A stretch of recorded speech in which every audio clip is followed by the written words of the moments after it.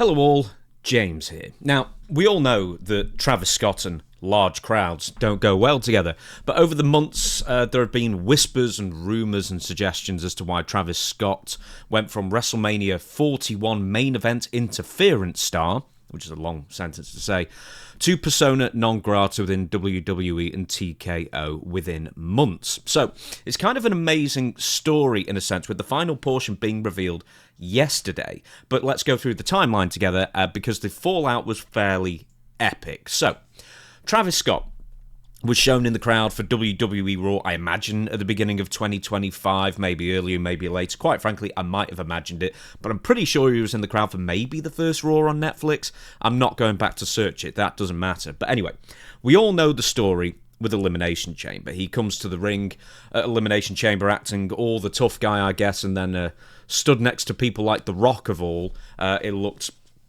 kind of even more laughable, I suppose. But anyway, Cena kicked Cody Rhodes in his genitals, testicles and penis, and Travis Scott's groundbreaking contribution to proceedings was waving what I had no idea what it was at the time. I assumed it was just a massive reefer, but apparently it might have been some incense or some other nonsense wafting around Cody Rhodes' body. And then, when Cody was face down on the canvas, Travis Scott took the opportunity to smack him in the ear so hard that it burst his eardrum. Now, apparently, that was actually at the insistence of The Rock, not the burst eardrum, but basically, make it look good, kid, which, you'd rather have someone hit you too hard than make it look really fake, I guess. But once again, as ridiculous as that seems, that Travis Scott could do any damage to anybody, he could have cost the WrestleMania 41 main event, because a burst eardrum is nothing to laugh about. It's a serious injury depending on the severity. Now, thankfully,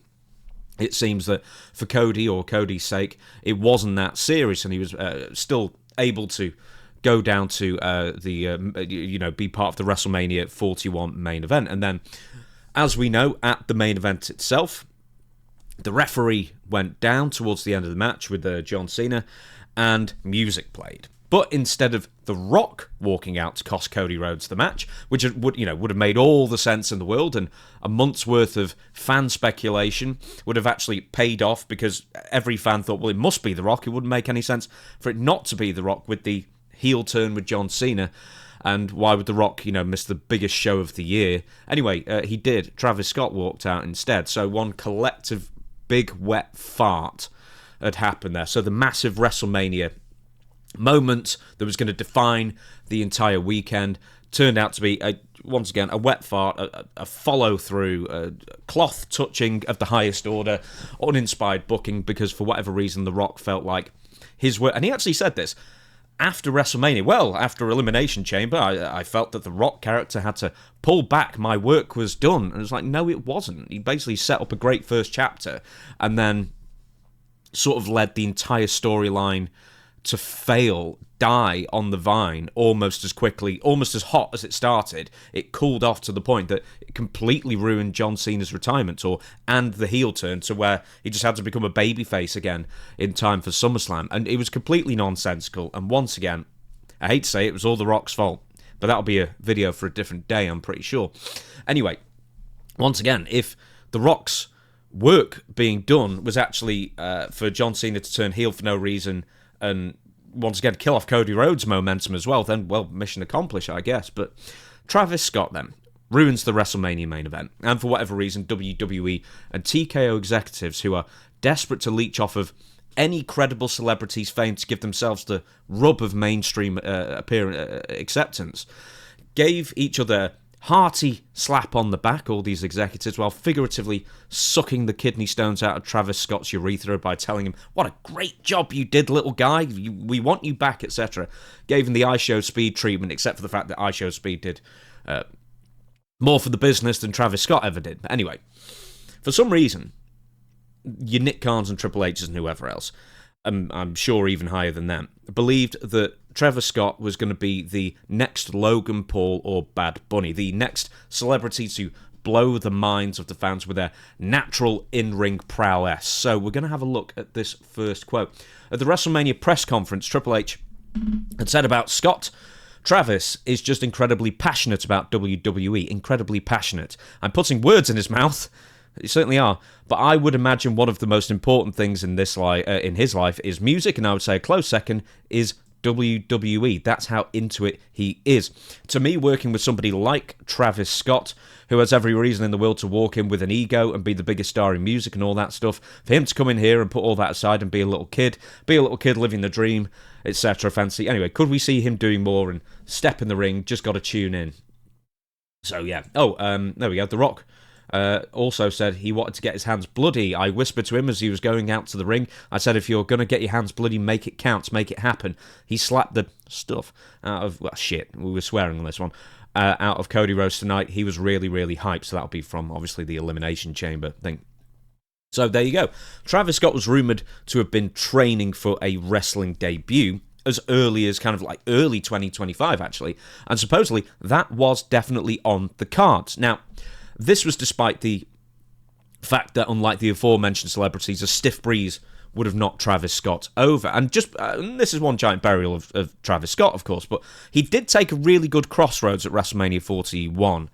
I want to say that now before it's 100% crapping on him. But anyway, then we simply didn't hear from Travis Scott or about Travis Scott for a while, wrestling related, until a rumour started swirling regarding a huge trios tag team match main event that would have featured Travis's in-ring debut, supposedly at Money in the Bank. Now, that main event never transpired, of course, as I'm sure you all know, and instead of the expected Cody Rhodes versus John Cena singles match that I think people were assuming was going to happen there, a tag match was requested and accepted, and it ended up being Cody and Jey Uso versus John Cena and Logan Paul. We'll get to the confirmation of what that tag match was supposed to be later on in this video. But then, in late May also, Jonathan Coachman made a claim that Travis Scott was already rubbing people the wrong way in WWE and TKO and his trainers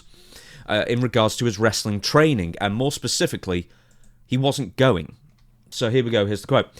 It was supposed to be Travis Scott. This is once again referring to Money in the Bank. But we are hearing he is flaking. It's very widely known that Travis Scott was supposed to be training with Booker T and was supposed to be in this tag match. That didn't happen. Let's not forget the storyline, guys. It was just the three of them, Cena, Cody, and Travis Scott. Yep, that's why he's got to be brought forward, and he's not. We have not seen him, nor have we seen The Rock since Pat McAfee, and so now they're scrambling to figure this out. And once again, I've heard Vince, and he's referring to Vince Russo, and maybe it's changed now that Travis Scott is not showing up, but he's not. I have that on good authority that SummerSlam is supposed to be a six-man tag after the tag match at Money in the Bank, but Money in the Bank was supposed to be Travis Scott and John Cena against Cody and Logan. Or excuse me, you know what I mean, Jey Uso.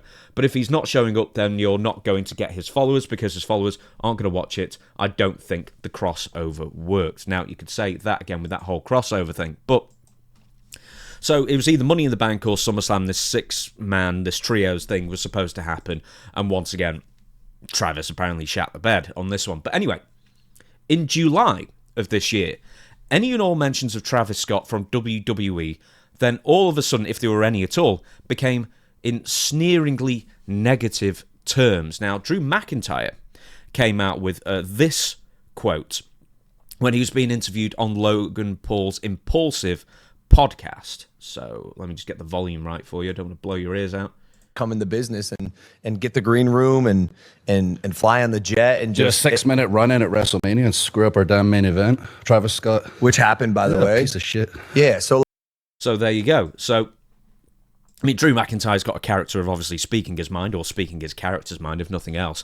But that one seemed quite interesting to just throw out there. But then in mid-July, Dave Meltzer wrote that Travis Scott, shock of all shocks, was not progressing as rapidly as everybody had hoped for.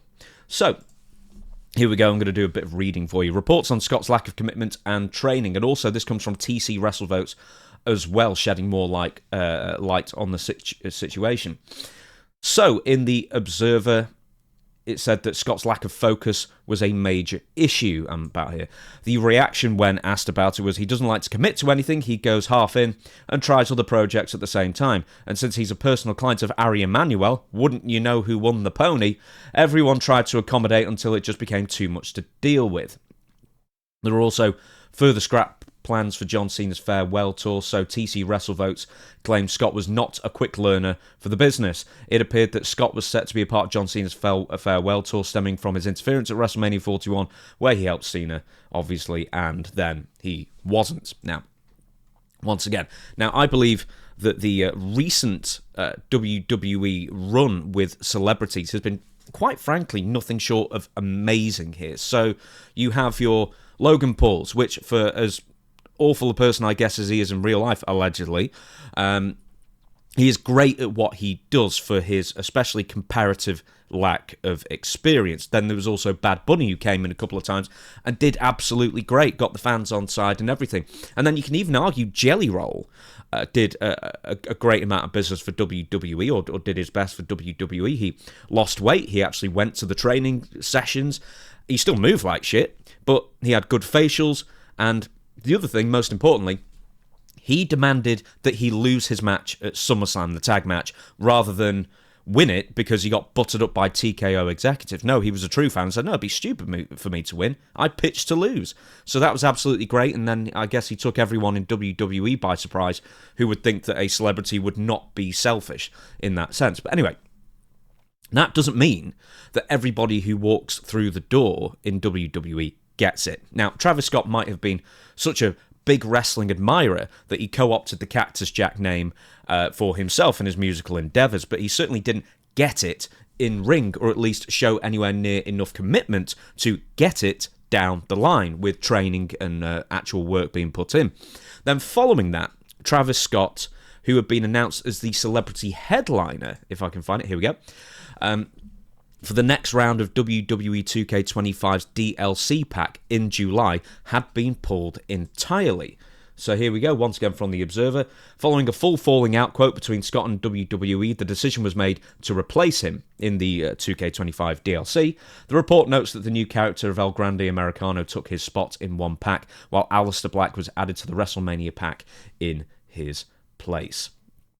So there you go. Dave Meltzer then astutely, in the Wrestling Observer newsletter, claimed that it was open season for all WWE talent to knock Travis Scott as much as humanly possible. Well, I mean, honestly, can you imagine anybody, in all seriousness, can you imagine anyone wanting to play as Travis Scott? It's like, wow, here's my rap hero, all 130 pounds of him, going against Big Show or whatever it might. Big Show wouldn't have been in the game, but you know what I'm saying.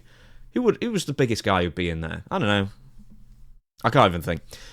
After all these months, I've still not played the game, and by the time I'm going to get round to getting round to it, it's going to be 2K26, and then Stevie and I are going to do like a full episode on it and games in general, because we love our games, and it's something we get really excited over as a subject. Anyway, but what I can imagine, if you're not going to play as Travis Scott, is that you want Travis Scott as your opponent so you can beat him without mercy for hours on end. Now, the irony being is that somehow, I'm pretty sure, the game developers would still give Travis Scott a higher game rating than if Stevie Richards would ever be allowed to be put into a new WWE game coming up. And I know Stevie will watch this, and Stevie will go, yep, that's probably how it's going to go. But anyway, let's fast forward to a couple of days ago.